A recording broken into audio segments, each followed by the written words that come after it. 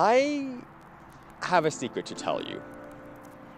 Despite studying sociology, despite studying people and psychology, and having gone through biology classes, I don't know what gender is, or what that word even means.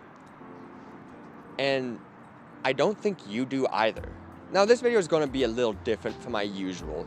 I'm not going to just go over scientific studies and yell at you about Marxism. That comes another time. Today, I kind of want to just have a discussion. What is gender and what does it mean? The new administration in the US now defines it as if you're born male, you're a man. If you're born female, you're a woman. There's no nuance, there's no in between. And that's already not true. If we're talking about just biological sex, not even gender yet, we know there's more variety within that. There's intersex people, XXY, XYY, just X, and many other combinations. So just defining it as one or the other isn't true. And not to mention, this isn't a rare anomaly. I don't know about you, but I've met many people with bright red hair, and that's more rare than meeting someone who's intersex. And the traits always appear different. But I'm getting ahead of myself. We're talking about gender, not sex. So what is gender?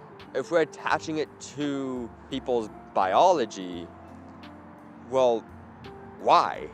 The American Sociological Association defines gender roughly as a social construct that attaches ideals and patterns to specific groups of individuals based on how they define themselves. People who feel like strong, stoic leaders, who like to be able to ride motorcycles, build things, grow thick beards, who feel masculine, are men. And women are nurturing. They have long, flowy hair. They're very caring and sweet and sensitive. They're allowed to cry, but men aren't. This isn't biological. Maybe the beard, maybe, but even then there's exceptions. Most of these things I listed are societally constructed. They're pushed upon people. But that also doesn't mean they're not real, they're not true. I don't know about you, but if you identify as a man and you do something like, let's say you go chop wood for a few hours, lead a negotiation, you might feel masculine, you might get that pride. If you are a woman, getting your nails done, taking care of your hair might make you feel feminine. If you're a man and you can't grow a beard, you might not feel masculine enough. And if you're a woman who can't do womanly things, you might not feel womanly enough. But you still feel these things. And that makes gender interesting because it's social, but people feel it. And I think this is why I get confused about gender. Now, for me, I identify as a man. I would fall under being a cisgender man, a person who identifies with the same gender as their sex. So, I'm male, I identify as a man, cisgender. Female identifies as a woman, cisgender. Make sense? Got it? Cool. But that's the nuance of it. I identify as it because I'm used to it, but I don't feel it. I don't do masculine things to feel masculine. I don't do feminine things to feel feminine. I don't feel those feelings. I feel Noah.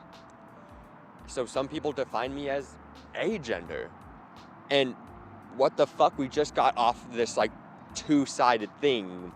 What's going on here? And that's the interesting thing about gender, is that defining it just as two rigid things doesn't work.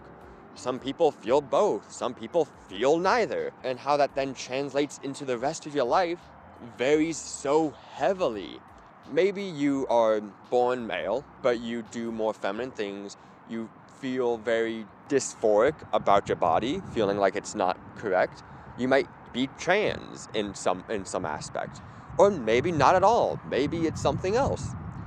And that's important to recognize. There's these nuances that people don't want to talk about.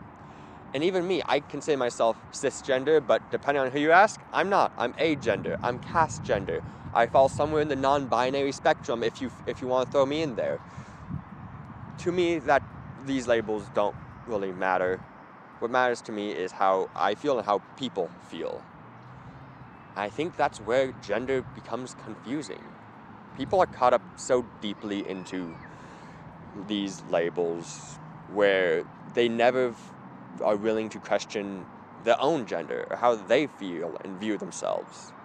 I've had so many conversations with other cisgender heterosexual men who feel the same way I do, but they still count themselves as cis, straight, because that's just what they grew up as, or vice versa.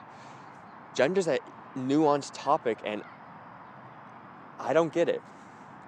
But that's not for me to get. That's for you to understand about yourself. So tell me, what is your gender? How does it affect you? If you are cisgender, what does that mean to you? How do you know you are? How do you know you're cisgender? That's something I feel like we throw upon queer people all the time, is how do they know their gender? How do they know their sexuality? And we never reflect and ask ourselves besides just saying, oh, I've always been. Reflect. I would love to hear your thoughts in the comments, and I hope you have a wonderful day.